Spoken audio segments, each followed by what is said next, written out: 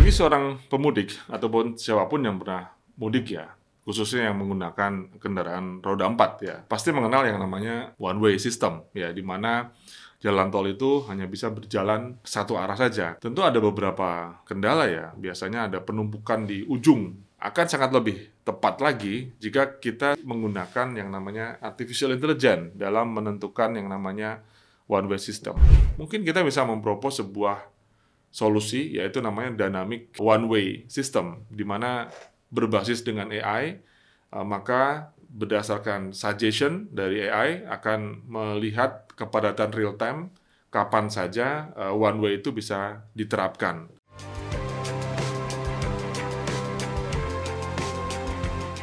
MIK Podcast menuju Indonesia Digital. Setiap tahunnya, negeri ini selalu mengalami masa-masa yang berulang dan sama.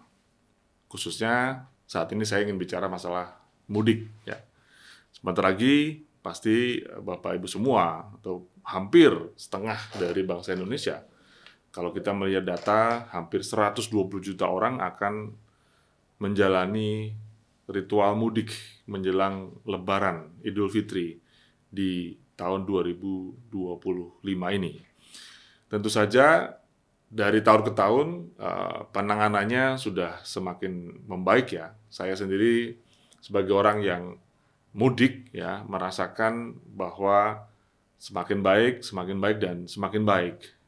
Sudah menjadi sebuah atensi untuk menjadi prioritas strategis untuk dihandle secara lebih profesional ya. Bahkan bisa menjadi sebuah sukses story atau success story dari seorang presiden ya. Kadang kalau presidennya bisa mengelola mudik dengan baik ya mungkin tingkat kepuasan masyarakatnya akan juga tinggi juga. Saya tetap apresiasi seluruh aparat yang mengelola hal ini dari aspek kepolisian, kemudian pengelola jalan raya dan juga pasti masyarakatnya.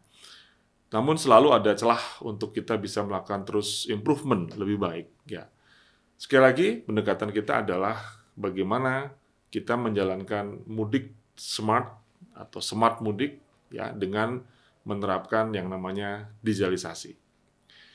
Setiap solusi pasti akan ada atau berbasis kepada masalah-masalah yang kita temui ataupun juga solusi yang kita harapkan. Kalau dalam bicara mudik ada dua sebetulnya, yaitu masalah kemacetan dan yang kedua adalah masalah keselamatan. Dua hal itu juga penting ya kita lakukan. Kita nggak mungkin mengalami mudik yang sampai berjam-jam ya sudah nggak sampai-sampai dan juga keselamatan. 70% kecelakaan saat mudik terjadi akibat atau disebabkan oleh kendaraan roda 2. Ini juga menjadi suatu pertimbangan khusus ya. Treatment pemerintah sudah cukup banyak dilakukan ya. Bahkan kalau kita sempat melihat di berita-berita banyak, ada sebuah motor yang di-extend pakai kayu sampai panjang sekali untuk bisa meletakkan koper-kopernya atau bawaan-bawaannya. Ya kita nggak ngerti ya seberapa keseimbangannya. Motor tersebut belum ada anaknya di depan, dan yang juga adalah tentang titik lelah kita. Karena sebagai manusia tentu berkendara membutuhkan sebuah konsentrasi. Titik lelahnya ada di mana. Butuh pengelolaan yang smart dari semua ya. Nggak cuma dari sekedar pemerintahnya, tetapi juga dari masyarakat dengan literasinya. Karena saya yakin permasalahan besar dari negeri ini adalah di bagian literasi ya. Tidak cuma literasi digital, tapi banyak sekali literasi yang perlu kita tingkatkan untuk memahamkan hal tersebut.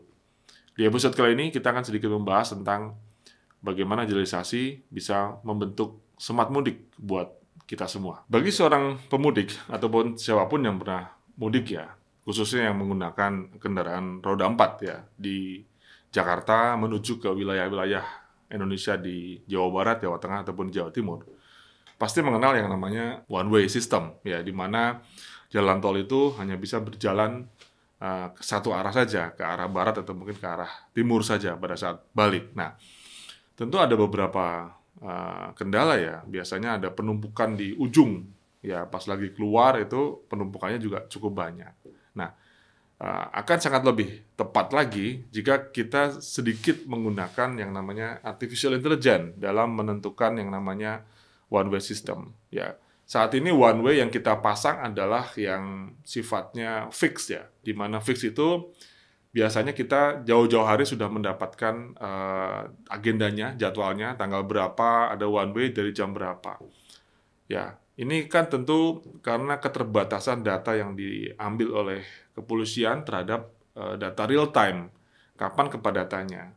Mungkin kita bisa mempropos sebuah solusi, yaitu namanya dynamic one way system, di mana berbasis dengan AI, maka berdasarkan suggestion dari AI akan melihat kepadatan real time, kapan saja one way itu bisa diterapkan. Nah, itu juga akan sangat menarik ya untuk semakin lebih optimal ketimbang kita menggunakan sistem fix one way ya, karena juga akan lebih efektif ya kalau kita bisa memantau kepadatan-kepadatan di titik real time, sehingga ujung-ujung yang tadi keluarnya bareng semua akan bisa sedikit terredus. Jadi pemanfaatan AI untuk membentuk yang namanya dynamic one way system. Yang kedua adalah bagaimana kita memanfaatkan sebuah teknologi yang namanya machine learning, di mana bisa mempelajari pola keberangkatan pemudik ya. Biasanya kan ada orang-orang yang berangkatnya jam berapa, itu trennya akan kebaca. Ada yang berangkat ke H-2, H-3, biasanya habis sahur terus berangkat. Nah, ini kan kalau kita sudah trapping data dari jauh-jauh hari, apalagi sekarang sudah sangat menarik dengan adanya data sintetik. Ya, data sintetik ini kan sudah sangat membantu bahwa kita tidak perlu lagi untuk menunggu sekian lama untuk men-trapping data ya. Namun luar biasa sekali ini kemajuan teknologi. Mungkin kita belum men-trapping data dari 2-3 tahun atau bahkan 5 tahun yang lalu, tapi kita bisa menceritakan kepada AI untuk memproduksi sebuah data sintetik dengan karakteristik yang kita bentuk sendiri.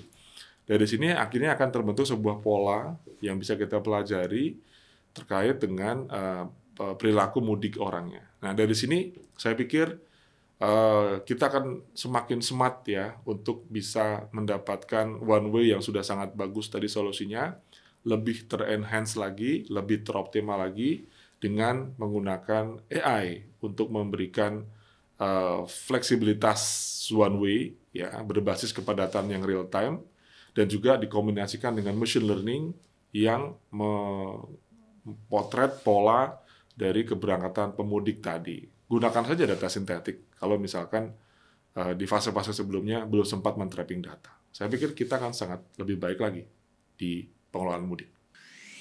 Transformasikan IT perusahaan Anda dengan COVID 2019 Framework. Pelajari best practice tata kelola IT dari expert, cara melakukan optimalisasi IT, manajemen risiko, dan compliance dengan pengalaman pelatihan terbaik. Daftar sekarang dan dapatkan langkah pasti menuju IT Excellence. Kuota terbatas.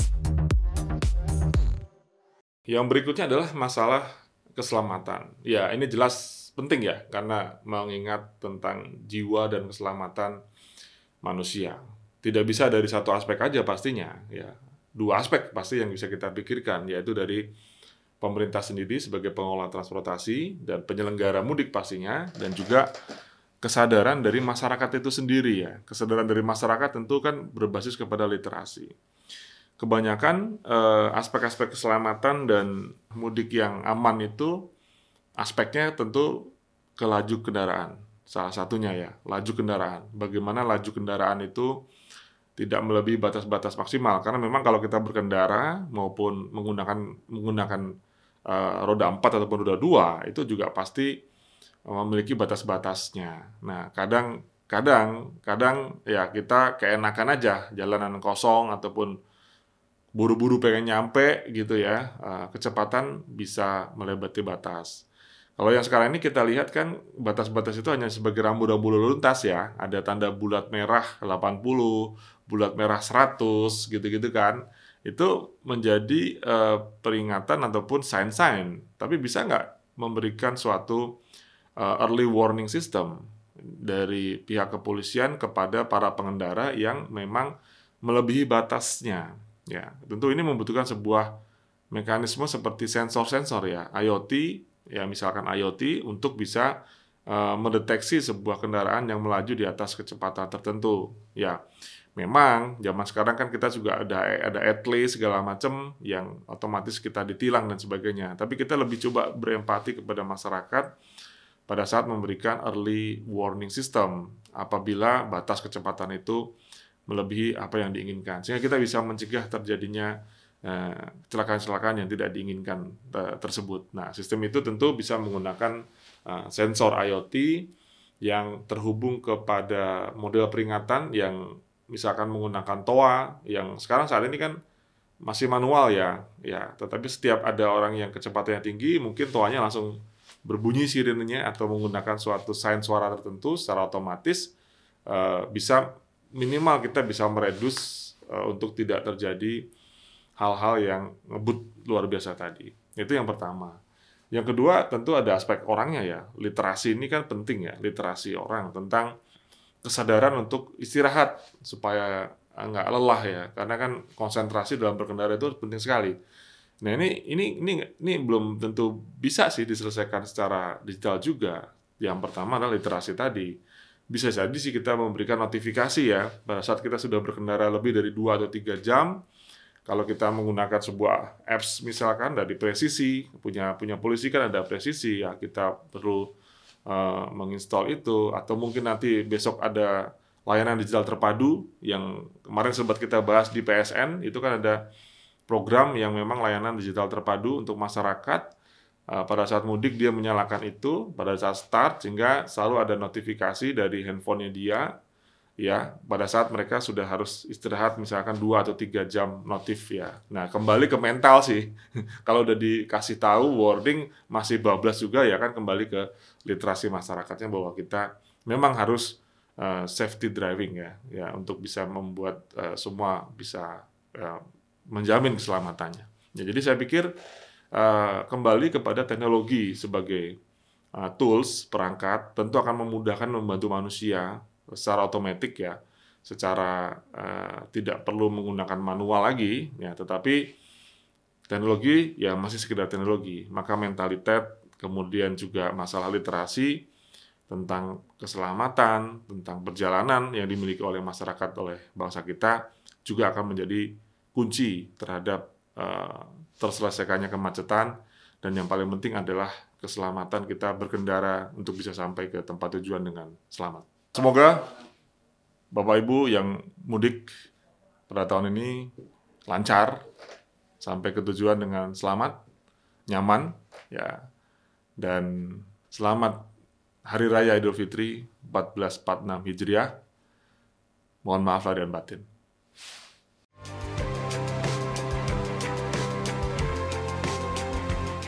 Mik Podcast menuju Indonesia Digital.